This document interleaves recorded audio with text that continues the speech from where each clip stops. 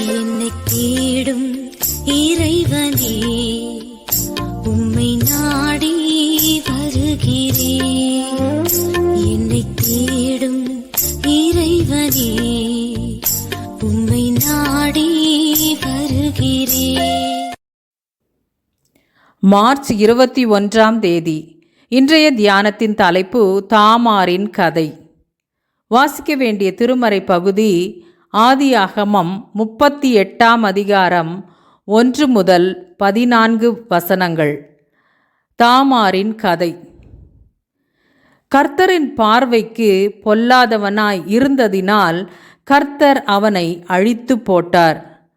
ஆதியாகமம் 38ஆம் அதிகாரம் 7ஆம் வசனம்.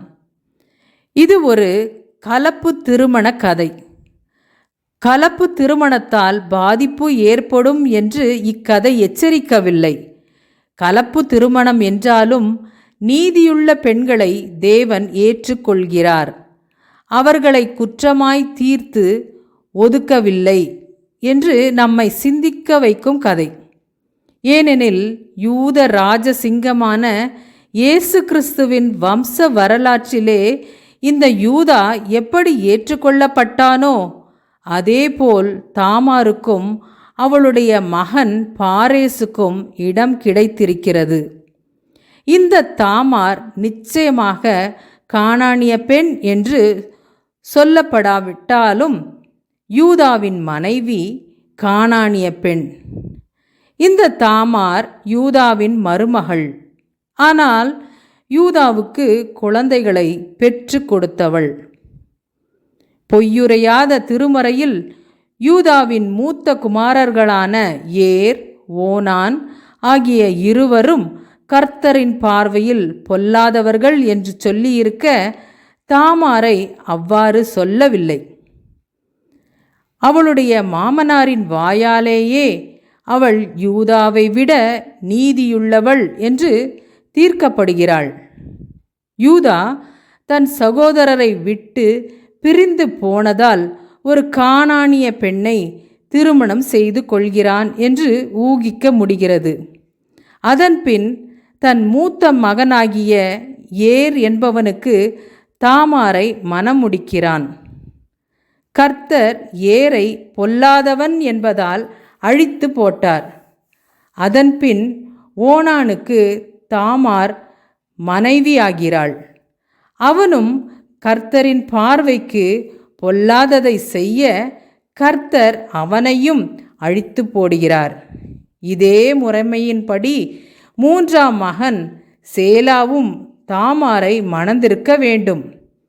ஏற்கனவே 2 மகன்களை இழந்த யூதா சேலாவுக்கு தாமாரை மணமுடித்து வைக்க தயங்கி அவளை தகப்பன் வீட்டிற்கு அனுப்புகிறான். இந்த சமயத்தில் இளம் வயதில் விதவைகளுக்கு அவர்களின் மைத்துனர்களே வாழ்வளித்திருக்கின்றனர். உபாகமம் 25ஆம் அதிகாரம் 5ஆம் வசனம். இம்முறை கிறிஸ்துவின் காலம் வரை கடைபிடிக்கப்பட்டிருக்கிறது.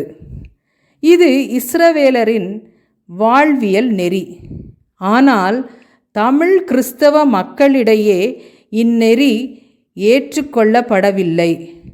பழைய தமிழ் சமுதாய வழக்கப்படி விதவை விதவையாகவே கடினமானதொரு வாழ்க்கை நெறியை பின்பற்ற வேண்டும் என்று எதிர்பார்க்கப்பட்டது.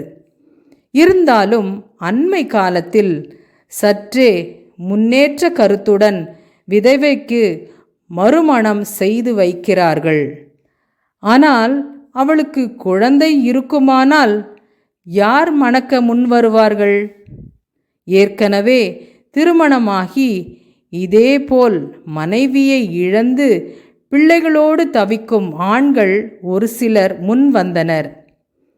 இது வரவேற்கத்தக்கதே. தமிழ் கிறிஸ்தவ சமுதாயம் கிறிஸ்துவின் சிலுவை தந்த கிருபையையும் கிறிஸ்துவின் அருள் நெறிகளையும் முழுமையாய் ஏற்றுக்கொண்டாலும் பண்டை தமிழரின் சில நல்ல பண்பாடுகளையும் கற்பு நெறிகளையும் பின்பற்றி வருவது பாராட்டத்தக்கது. ஆனாலும் நல்ல முன்னேற்ற கருத்துக்களையும் ஏற்றுக்கொள்ள வேண்டும். வாழ்வியல் நெறிகள் அனைத்தையும் கிறிஸ்துவின் சிலுவை நிழலில் அமர்ந்து நிதானித்து தெரிந்து கொள்வதே தெளிந்த புத்தியாகும். வாழ்வியல் நெறிகள் அனைத்தையும் கிறிஸ்துவின் சிலுவை நிழலில் அமர்ந்து நிதானித்து தெரிந்து கொள்வதே தெளிந்த புத்தியாகும். ஜெபம். பிதாவே, இன்றும் எங்கள் விதவைகளின் வாழ்க்கை கேள்விக்குறியாகவே இருக்கிறது. அவர்களுடைய வாழ்க்கைக்கு நல்வழி காட்டும். ஆமேன்.